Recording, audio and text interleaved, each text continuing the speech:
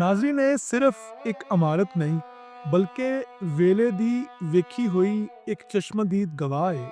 ਜਦੋਂ ਇਬਾਦਤ ਦੇ ਵੇਲੇ ਸਰ ਨੀਵੇਂ ਹੁੰਦੇ ਸਨ ਤੇ ਮਨ ਵਿੱਚ ਸਿਰਫ ਇੱਕ ਹੀ ਨਾਮ ਹੁੰਦਾ ਸੀ, ਵਾਹਿਗੁਰੂ ਵਾਹਿਗੁਰੂ। ਕਚਹਿਰੀ ਬਾਜ਼ਾਰ ਫੈਸਲਾਬਾਦ ਦੇ ਦਿਲ ਵਿੱਚ ਵਸਦੀ ਇਹ ਅਜ਼ੀਮੁਲ ਸ਼ਾਨ ਇਮਾਰਤ ਕਿਸੇ ਵੇਲੇ ਵਿੱਚ ਸਿੱਖਾਂ ਦੀ ਧਾਰਮਿਕ ਇਬਾਦਤਗਾਹ ਯਾਨੀ ਗੁਰਦੁਆਰਾ ਹੁੰਦੀ ਸੀ ਤੇ ਅੱਜ ਇਹ ਪਾਕਿਸਤਾਨ ਮਾਡਲ ਹਾਈ ਸਕੂਲ ਦੇ ਨਾਂ ਤੋਂ ਜਾਣੀ ਜਾਂਦੀ ਹੈ। ਪਰ ਇਹਦੀਆਂ ਦੀਵਾਰਾਂ, ਇਹਦੇ ਬਰਾਮਦੇ, ਇਹਦੀਆਂ ਇੱਟਾਂ ਤੇ ਇਹਨਾਂ ਦੇ ਵਿਚਕਾਰ ਵਸਦੀ ਤਾਰੀਖ ਇਹ ਦੱਸ ਰਹੀ ਹੈ ਕਿ ਮੈਨੂੰ ਵਸਾਉਣ ਵਾਲੇ ਅਗਰ ਇੱਥੇ ਨਹੀਂ ਪਰ ਮੈਂ ਫਿਰ ਵੀ ਕਾਇਮ ਹਾਂ।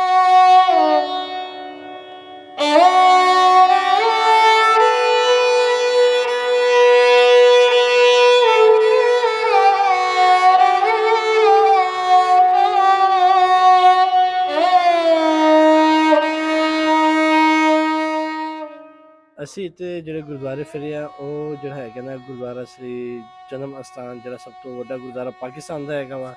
ਉਹਦੇ 'ਚ ਉਹ ਨਨਕਾਣਾ ਸਾਹਿਬ ਦਾ ਸਭ ਤੋਂ ਵੱਡਾ, ਪੂਰੇ ਪਾਕਿਸਤਾਨ ਦਾ ਸਭ ਤੋਂ ਵੱਡਾ ਗੁਰਦੁਆਰਾ ਹੈਗਾ ਵਾ।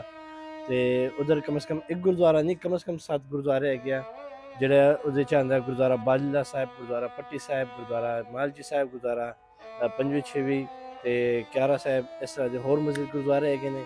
ਅਸੀਂ ਇੱਧਰ ਫੈਸਲਾਬਾਦ 'ਚ ਆਏ ਹਾਂ। ਜਿਹੜਾ ਫੈਸਲਾਬਾਦ ਦਾ ਸਭ ਤੋਂ ਵੱਡਾ ਗੁਰਦੁਆਰਾ ਜਿਹੜਾ ਹੈਗਾ ਨਾ, ਉਹ ਸਭ ਤੋਂ ਪਹਿਲੇ ਇਹ ਹੈਗਾ 1939 'ਚ ਜਿਹੜਾ ਗੁਰਦੁਆਰਾ ਹੈਗਾ ਨਾ, ਇਹ ਇੱਧਰ ਤਿਆਰ ਹੋਇਆ ਸੀ, ਬਣਿਆ ਸੀ। ਅਤੇ ਅਜੇ ਤੱਕ ਇਹ ਗੁਰਦੁਆਰਾ ਹੈਗਾ, ਅਸੀਂ ਇੱਧਰ ਵਿਜ਼ਿਟ ਕਰਨ ਆਏ ਹਾਂ। ਅਤੇ ਸਾਡੇ ਜਿਹੜੇ ਹੈਗੇ ਅਸੀਂ ਰਹਿੰਦੇ ਅਸੀਂ ਨਨਕਾਣਾ ਸਾਹਿਬ 'ਚ ਹਾਂ ਅਤੇ ਅਸੀਂ ਵਿਜ਼ਿਟ ਕਰਨ ਆਏ ਹਾਂ। ਅਸੀਂ ਭਾਈ ਸਾਡੇ ਮਿਲੇ ਕਿ ਅਸੀਂ ਵਿਜ਼ਿਟਿੰਗ ਹਾਂ ਅਤੇ ਅਸੀਂ ਤੁਹਾਨੂੰ ਜ਼ਰਾ ਉਹ ਕਰ ਲਈਏ, ਕਨਫਰਮੇਸ਼ਨ ਦੇ ਦਈਏ। ਅਸੀਂ ਜਦੋਂ ਇਹ ਗੁਰਦੁਆਰਾ ਦੇਖਿਆ ਵਾ ਅਤੇ ਸਾਨੂੰ ਦਿਲੋਂ ਬੜੀ ਖੁਸ਼ੀ ਹੋਈ ਆ, ਬੜੀ ਜ਼ਬਰਦਸਤ, ਸਾਨੂੰ ਅੱਛਾ ਲੱਗਿਆ ਵਾ। ਅਤੇ ਇੱਕ ਮਜ਼ੀਦ ਗੱਲ, ਇੱਧਰ ਇਹ ਨਹੀਂ ਹੈ ਕਿ ਕਿਸੇ ਗੌਰਮੈਂਟ ਵਾਲੇ ਨੇ ਕਿਸੇ ਆਫਿਸ ਲਗਾਇਆ ਹੋਇਆ ਜਾਂ ਕਿਤੇ ਹੋਰ ਕੋਈ ਚੀਜ਼, ਉਸ ਤਰ੍ਹਾਂ ਦੀ ਪੁਰਾਣੀ ਦੀਵਾਰਾਂ, ਉਸ ਤਰ੍ਹਾਂ ਦੀ ਪੁਰਾਣੀ ਉਹੀ ਗੁਰਦੁਆਰਾ ਹੈਗਾ ਵਾ।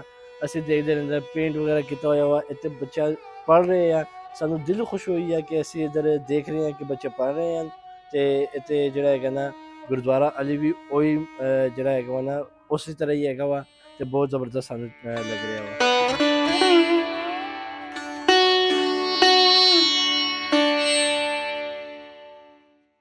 ਤੇ ਸਾਡੀ ਵਿਰਾਸਤ ਸਾਡੀ ਅੱਖਾਂ ਵਿੱਚ ਨਵੀਂ ਬਣ ਕੇ ਵਸਦੀ ਹੈ। 1904 ਵਿੱਚ ਜਦ ਫੈਸਲਾਬਾਦ ਨੂੰ ਝੰਗ ਦੀ ਤਹਿਸੀਲ ਬਣਾਇਆ ਗਿਆ ਤਾਂ ਇਹ ਸ਼ਹਿਰ ਹੌਲੀ-ਹੌਲੀ ਆਬਾਦ ਹੋਣ ਲੱਗਾ। 1911 ਵਿੱਚ ਸਿੱਖ ਬਰਾਦਰੀ ਨੇ ਇਹ ਗੁਰਦੁਆਰਾ ਤਾਮੀਰ ਕਰਵਾਇਆ, ਜਿੱਥੇ ਸ਼ਹਿਰ ਦੇ ਕੋਨੇ-ਕੋਨੇ ਤੋਂ ਲੋਕੀ ਹਾਜ਼ਰੀ ਦੇਣ ਆਉਂਦੇ ਸਨ। ਬਜ਼ੁਰਗ, ਜਵਾਨ, ਮਾਵਾਂ ਤੇ ਬੀਬੀਆਂ ਸਭ ਉਸ ਗੁਰਦੁਆਰੇ ਤੇ ਜਾ ਕੇ ਚੜਾਵੇ ਚੜਾਉਂਦੀਆਂ ਸਨ ਤੇ ਮੰਨਤਾਂ ਮੰਗਦੀਆਂ ਸਨ। ਇਸ ਇਮਾਰਤ ਦੇ ਪੱਥਰ ਤੇ ਹਾਲੇ ਵੀ ਇਹ ਅਲਫਾਜ਼ ਨਕਸ਼ ਨੇ ਕਿ ਸ੍ਰੀ ਨੀਸਾ ਕੀ ਸੇਵਾਮਤੀ ਮਾਘ ਇੱਕ ਸਮਤ ਖਾਲਸਾ 140 ਨੂੰ ਭਾਈ ਰਤਨ ਸਿੰਘ, ਮਹਿਰ ਸਿੰਘ ਜੀ ਬਜਾਜ ਲਾਇਲਪੁਰ ਨੇ ਕਰੀ। ਦਾਸ ਸੱਤਰ ਸਰ ਗੁਰੂ ਸਿੰਘ ਸਾਹਿਬ 1911। ਇਹ ਸਿਰਫ ਅਲਫਾਜ਼ ਨਹੀਂ ਹੈ, ਇਹ ਉਹ ਤਾਰੀਖ ਹੈ ਜੋ ਵੇਲੇ ਦੇ ਥਪੇੜਿਆਂ ਦੇ ਨਾਲ ਵੀ ਹਾਲੇ ਤੱਕ ਕਾਇਮ ਹੈ।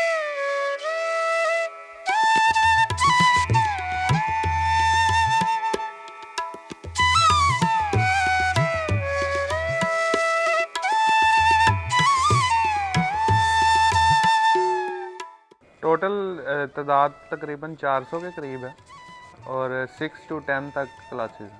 गर्मियों में नॉर्मली 7:30 से 1 बजे तक टाइमिंग होती है और सर्दियों में 8:30 से 3 बजे तक। हाँ जी, टीचर्स हमारे पास फ़िलहाल 15 टीचर्स काम कर रहे हैं। डिफरेंट मिडिल के भी हैं, हाई के भी हैं और साइंस के भी सब्जेक्ट्स अवेलेबल हैं। बायो भी बच्चे पढ़ सकते हैं, कंप्यूटर भी पढ़ सकते हैं, आर्ट्स भी अवेलेबल है। हमारे पास 4 लेबॉर्ट्रीज़ हैं, बायो लैब भी अवेलेबल है, केमिस्ट्री, फिज़िक्स, कंप्यूटर लैब, चारों। टोटल जो इसका है वो 5 कनाल 7 मरले।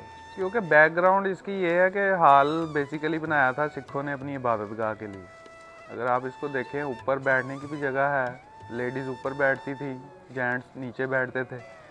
तो बैकग्राउंड ये है कि बनाने का मकसद इबादतगाह थी, लेकिन अब क्योंकि पाकिस्तान जब बना है तो उस वक़्त ये स्कूल में कन्वर्ट कर दिया गया। तो स्कूल में कन्वर्जन के बाद अब ये हम एग्जामिनेशन हॉल के तौर पे इसको यूज़ करते हैं। इजीली 200-225 चेयर्स जो हैं इजीली एडजस्ट हो जाती हैं। मोस्टली जो तकरीबन 6 to 8 हमारे पास 5 सेक्शन भी हो जाते हैं, कभी 6 भी हो जाते हैं, तो 8-10 कमरे तो यूजेज में हैं। डिस्ट्रीब्यूशन बेसिकली वही है, क्योंकि जैसे हमारे मदरसे और मस्जिद का एक रोल होता है, उसी तरह से सिखों ने भी इसकी डिस्ट्रीब्यूशन इस सेंस में की थी कि एक तरफ इबादतगाह है और एक तरफ लड़कियों का स्कूल है, उसका नाम था खालसा गर्ल्स मिडिल स्कूल। तो एक तरफ डिस्ट्रीब्यूशन थी बच्चियों की तालीम के लिए, जैसे हमारे मदरसे होते हैं, और एक तरफ मस्जिद की जैसे इबादतगाह है, तो ये हाल वाली साइड इबादतगाह। इस साइड पे अगर आप देखें तो मुसाफिर खाने हैं, जो लोग दूर से आते थे इबादतगाह को विज़िट करने, उनको रहने के लिए जगह भी दी जाती थी, उनका इंतजाज भी होता था। अगर वो कोई डोनेशन दे के जाते थे वो भी लिख के दिया जाता था। और दूसरी साइड पे बच्चियों के लिए अलहदा पोर्शन जो स्कूल का था, ताकि वो सेपरेट, इसलिए डिस्ट्रीब्यूशन है।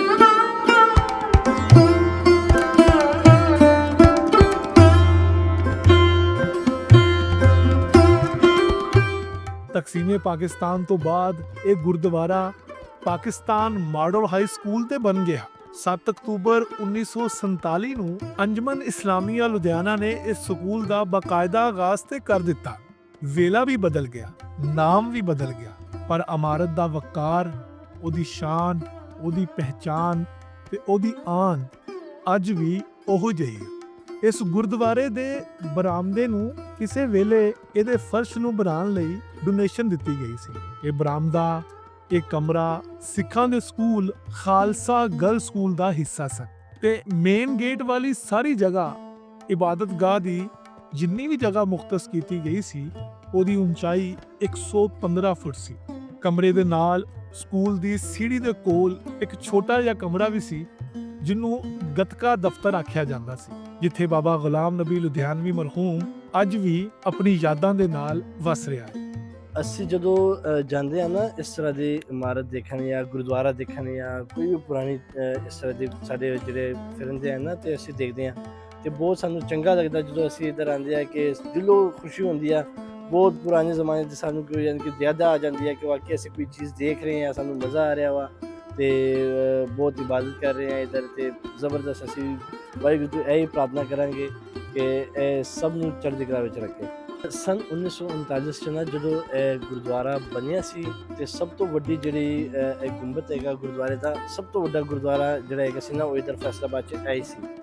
ਹੁਣ ਇਸ ਤੋਂ ਲਾਗੇ ਸ਼ਾਗੇ ਜਿਹੜੇ ਹੈਗੇ ਆ ਉਹ ਇਮਾਰਤਾਂ ਕਾਰ ਵਗੈਰਾ, ਉਸ ਤੋਂ ਇਲਾਵਾ ਹੋਰ ਮਜ਼ੀਦ ਹੋਰ ਬਣ ਗਏ ਆ ਵੱਡੇ, ਉਹ ਇਹ ਜ਼ਰਾ ਥੋੜ੍ਹੀ ਜਿਹੀ ਨਵੀਂ ਹੋ ਗਈ, ਮਗਰ ਉਹ ਜ਼ਮਾਨੇ ਵਿੱਚ ਸਭ ਤੋਂ ਵੱਡਾ ਗੁਰਦੁਆਰਾ ਜਿਹੜਾ ਜਾਣਾ ਜਾਂਦਾ ਸੀ ਨਾ, ਇਹ ਗੁਰਦੁਆਰਾ ਜਾਣਾ ਜਾਂਦਾ। ਇੱਧਰ ਵਾਲੇ ਪੰਜਾਬ 'ਚ ਤੇ ਉੱਧਰ ਵਾਲੇ ਪੰਜਾਬ 'ਚ ਬਸ ਇੱਕ ਹੈਗਾ ਕਿ ਪਾਕਿਸਤਾਨ ਦੀ ਜਿਹੜਾ ਆਵਾਮ ਹੈਗੀ ਆ ਨਾ, ਬਹੁਤ ਗ੍ਰੇਟ ਆਵਾਮ ਹੈਗੀ ਆ।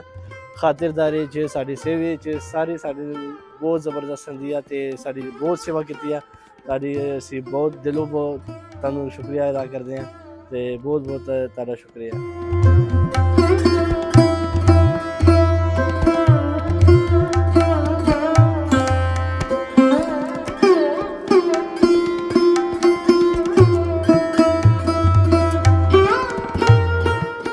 स्कूल जो है वो सिर्फ बच्चियों का था, खालसा गर्ल्स मिडिल स्कूल। अगर आप बाहर देखें तो हिंदी में गुरमुखी में लिखा हुआ टॉप पे, यहाँ राइट साइड पे स्कूल का नेम।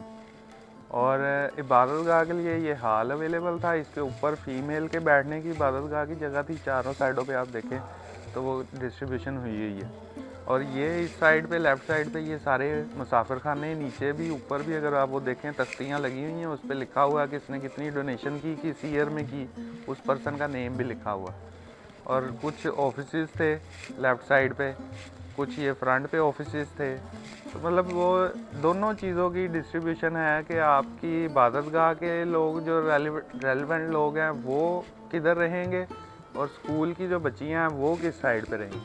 बड़ा ही ऑर्गेनाइज मेथड है। देखें ना, वो पार्टीशन के फौरी बाद अब इतनी बड़ी जगह थी, मेन घंटा घर से बिल्कुल करीब, तो उसका कोई फाइनल डिसीजन तो होना था, इसको खाली भी नहीं छोड़ सकते थे। तो आप देखें कि फ़र्स्ट जो यहाँ पे अपॉइंटमेंट हुई है अक्टूबर 1947 में ही यहाँ पे हेडमास्टर अपॉइंट हो गए, और ये स्कूल 2 महीने बाद ही, पाकिस्तान बनने के बाद ही एक्टिवेट हो गए। क्लास तो बहुत सारी हैं, फंडिंग से ही आपको पता है ये सारा निज़ाम फंडिंग से चलता है। कंस्ट्रक्शन इतनी अच्छी हुई है, इतनी पायदार हुई है कि अभी तक देख लें आप 1890 से ये स्टार्ट हुआ था कंस्ट्रक्शन शुरू होनी और 1939 तक गई है। तकरीबन 50 साल कंस्ट्रक्शन में ये कंप्लीट हुआ और इसमें आप देखें ये ऊपर जो गुंबद है वो उसकी हाइट ही तकरीबन 100 फुट पे है और लेकिन वो भी अपनी सही हालत में खड़ा। एक तो कंस्ट्रक्शन बड़ी पायदार हुई है, उन्होंने इबादतगाह का सोच के बड़ी अच्छी इस पे कंस्ट्रक्शन की है। लेकिन अब कुछ सालों से पहले तो कुछ ग्रांट्स वगैरह मिल जाती थी, बिल्डिंग डिपार्टमेंट वगैरह विज़िट कर लेते थे, लेकिन अब कुछ 5-7 सालों से कोई प्रॉपर कोई ग्रांट अवेलेबल नहीं है। अगर ग्रांट्स अवेलेबल हों तो फिर इसको और खूबसूरत बनाया जा सकता है।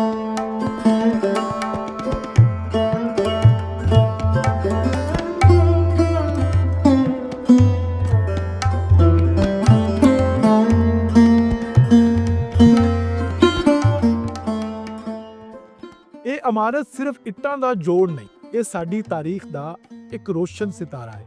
ਇਹ ਸਾਡਾ ਅਮਨ ਹੈ, ਸਾਡੀ ਰਹਿਤਲ ਹੈ, ਸਾਡਾ ਵਸੇਬ ਹੈ, ਸਾਡਾ ਬੂਦੋਬਾਸ਼ ਹੈ। ਸਾਡੀ ਨਸਲ ਨੂੰ ਇਹ ਯਾਦ ਕਰਵਾਉਂਦਾ ਹੈ ਕਿ ਜਦੋਂ ਇਮਾਰਤਾਂ ਬੋਲਦੀਆਂ ਨੇ ਤਾਂ ਤਾਰੀਖ ਰੋਂਦੀ ਹੈ।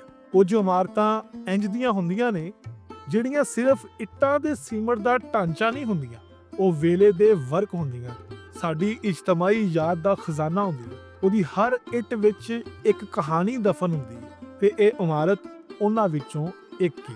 ਅੱਜ ਇਹ ਇਮਾਰਤ ਜਿੱਥੇ ਤਾਲੀਮ ਦੀ ਰੋਸ਼ਨੀ ਵੰਡੀ ਜਾ ਰਹੀ ਹੈ, ਉਹ ਆਪਣੀ ਖਾਮੋਸ਼ੀ ਵਿੱਚ ਸਿੱਖਾਂ ਦੀ ਇਬਾਦਤ ਤੇ ਬਾਅਦ ਵਿੱਚ ਹੋਣ ਵਾਲੀ ਕੁਰਬਾਨੀਆਂ ਦੀ ਗੂੰਜ ਵੀ ਇਕੱਠੀ ਕੀਤੀ ਹੋਈ ਹੈ।